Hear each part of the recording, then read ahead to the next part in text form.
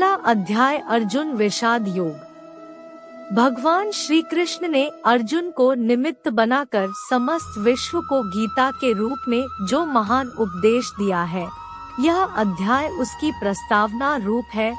उसमें दोनों पक्ष के प्रमुख योद्धाओं के नाम गिनाने के बाद मुख्य रूप से अर्जुन को कुटुम्बनाश की आशंका से उत्पन्न हुए मोहजनित विषाद का वर्णन है। धृतराष्ट्र बोलेया है संजय, धर्मभूमि कुरुक्षेत्र में एकत्रित युद्ध की इच्छा वाले मेरे पांडु के पुत्रों ने क्या किया।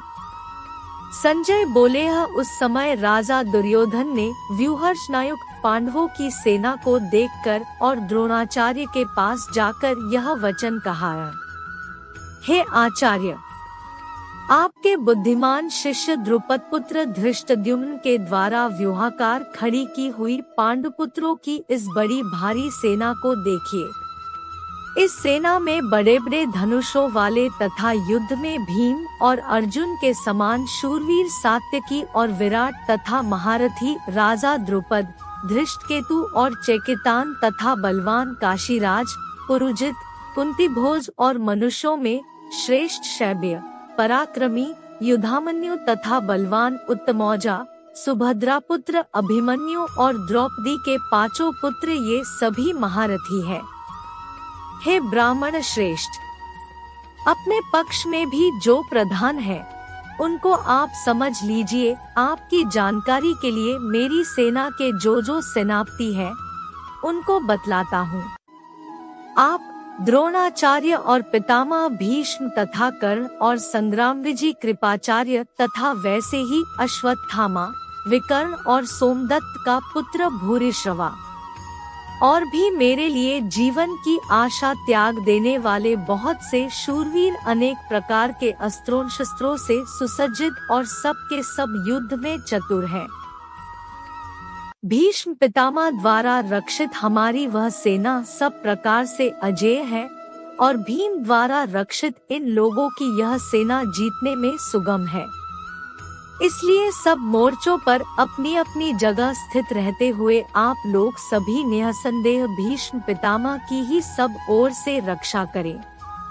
कौरवों में वृद्ध बड़े प्रतापी पितामह भीष्म ने उस दुर्योधन के हृदय में हर्ष उत्पन्न करते हुए उच्च स्वर से सिंह की दहाड़ के समान गरज कर शंख बजाया। इसके पश्चात शंख और नगारे तथा ढोल, मृदंग और नरसिंहे आदि बाजे एक साथ ही बज उठे। उनका वह शब्द बड़ा भयंकर हुआ। इसके अनंतर सफेद घोड़ों से युक्त उत्तम रथ में बैठे हुए श्री कृष्ण महाराज और अर्जुन ने भी अलौकिक शंख बजाए। श्री कृष्ण महाराज ने पांचजन्य नामक, अर्जुन ने देवदत्त नामक और भयानक कर्म वाले भीमसेन ने पौंड्र नामक महाशंख बजाया। कुंती पुत्र राजा युधिष्ठिर ने अनंत विजय नामक और नकुल तथा सहदेव ने सुघोष और मणिपुष्पक नामक शंख बजाए। श्रेष्ठ धनुष वाले काशीराज और महारथी शिखंडी और धृष्टद्युम्न तथा राजा विराट और अजेय सात्यकी, राजा द्रुपद और द्रौपदी के पांचों पुत्र और बड़ी भुजा वाले सुभद्रा पुत्र अभिमन्यु, इन सभी ने, हे राजन, सब ओर से अलग अलग शंख बजाए और उस भयानक शब्द ने आकाश और पृथ्वी को भी गुंजाते हुए धार्तराष्ट्रों के अर्थात आपके पक्ष वालों के हृदय विदीर्ण कर दिए। हे राजन, इसके बाद कपिध्वज अर्जुन ने मोर्चा बांधकर डटे हाय धृतराष्ट्र संबंधियों को देखकर उस शस्त्र चलाने की तैयारी के समय धनुष उठाकर ऋषिकेश श्री कृष्ण महाराज से यह वचन कहा है, अच्युत, मेरे रथ को दोनों सेनाओं के बीच में खड़ा कीजिए और जब तक कि मैं युद्ध क्षेत्र में डटे हुए युद्ध के अभिलाषी इन विपक्षी योद्धाओं को भली प्रकार देख न लूं कि इस युद्धरूप व्यापार में मुझे किन किन के साथ युद्ध करना योग्य है, तब तक उसे खड़ा रखिए। दुर्बुद्धि दुर्योधन का युद्ध में हित चाहने वाले जो ये राजा लोग इस सेना में आए हैं, इन युद्ध करने वालों को मैं देखूंगा। संजय बोले, है धृतराष्ट्र, अर्जुन द्वारा इस प्रकार कहे हुए महाराज श्री कृष्णचंद्र ने दोनों सेनाओं के बीच में भीष्म और द्रोणाचार्य के सामने तथा संपूर्ण राजाओं के सामने उत्तम रथ को खड़ा करके इस प्रकार कहा कि हे पार्थ, युद्ध के लिए जुटे हुए इन कौरवों को देख। इसके बाद प्रथापुत्र अर्जुन ने उन दोनों सेनाओं में स्थित ताऊ चाचों को, दादों परदादों को, गुरुओं को, मामाओं को, भाइयों को, पुत्रों को, पौत्रों को तथा मित्रों को, ससुरों को और सुहृदों को भी देखा। उन उपस्थित संपूर्ण बंधुओं को देखकर वे कुंती पुत्र अर्जुन अत्यंत करुणा से युक्त होकर शोक करते हुए यह वचन बोले।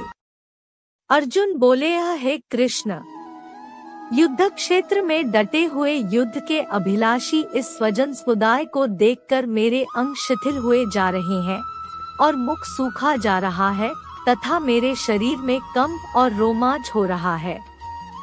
हाथ से गांडीव धनुष गिर रहा है और त्वचा भी बहुत जल रही है तथा मेरा मन भ्रमित हो रहा है, इसलिए मैं खड़ा रहने को भी समर्थ नहीं हूँ। हे केशव, मैं लक्षणों को भी विपरीत देख रहा हूँ तथा युद्ध में स्वजन समुदाय को मारकर कल्याण भी नहीं देखता। हे कृष्ण, मैं न तो विजय चाहता हूँ और न राज्य तथा सुखों को ही। हे गोविंद, हमें ऐसे राज्य से क्या प्रयोजन है अथवा ऐसे भोगों से और जीवन से भी क्या लाभ है। हमें जिनके लिए राज्य, भोग और सुखादि अभीष्ट है, वे ही ये सब धन और जीवन की आशा को त्याग कर युद्ध में खड़े हैं। गुरुजन, ताऊ चाचे, लड़के और उसी प्रकार दादे, मामे, ससुर, पौत्र, साले तथा और भी संबंधी लोग हैं। हे मधुसूदन, मुझे मारने पर भी अथवा तीनों लोगों के राज्य के लिए भी मैं इन सबको मारना नहीं चाहता, फिर पृथ्वी के लिए तो कहना ही क्या। हे जनार्दन, धृतराष्ट्र के पुत्रों को मारकर हमें क्या प्रसन्नता होगी। इन आत्ताइयों को मारकर तो हमें पाप ही लगेगा। अतएव हे माधव, अपने ही बांधव धृतराष्ट्र के पुत्रों को मारने के लिए हम योग्य नहीं हैं, क्योंकि अपने ही कुटुंब को मारकर हम कैसे सुखी होंगे।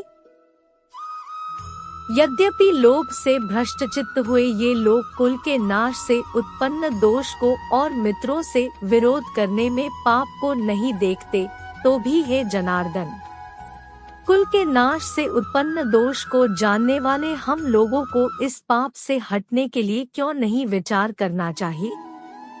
कुल के नाश से सनातन कुल धर्म नष्ट हो जाते हैं। धर्म के नाश हो जाने पर संपूर्ण कुल में पाप भी बहुत फैल जाता है। हे कृष्ण, पाप के अधिक बढ़ जाने से कुल की स्त्रियां अत्यंत दूषित हो जाती है और हे वार्ष्णेय, स्त्रियों के दूषित हो जाने पर वर्ण संकर उत्पन्न होता है। वर्ण संकर कुलघातियों को और कुल को नरक में ले जाने के लिए ही होता है। लुप्त हुई पिंड और जल की क्रिया वाले अर्थात श्राद्ध और तर्पण से वंचित इनके पितर लोग भी अधोगति को प्राप्त होते हैं। इन वर्ण संकरकारक दोषों से कुलघातियों के सनातन कुल धर्म और जाति धर्म नष्ट हो जाते हैं। हे जनार्दन, जिनका कुलधर्म नष्ट हो गया है, ऐसे मनुष्यों का अनिश्चित काल तक नरक में वास होता है, ऐसा हम सुनते आए हैं। हाँ, शोक, हम लोग बुद्धिमान होकर भी महान पाप करने को तैयार हो गए हैं, जो राज्य और सुख के लोभ से स्वजनों को मारने के लिए उद्यत हो गए हैं। यदि मुझ शस्त्ररहित और सामना न करने वाले को शस्त्र हाथ में लिए हुए धृतराष्ट्र के पुत्र रण में मार डाले तो वह मारना भी मेरे लिए अधिक कल्याणकारक होगा। संजय बोले, यह रणभूमि में शोक से उद्विग्न मन वाले अर्जुन इस प्रकार कहकर बाण से धनुष को त्याग कर रथ के पिछले भाग में बैठ गए। इस प्रकार उपनिषद, ब्रह्म विद्या तथा योग शास्त्र रूप श्रीमद् भगवद गीता के श्री कृष्ण अर्जुन संवाद में अर्जुन विषाद योग नामक प्रथम अध्याय संपूर्ण हुआ।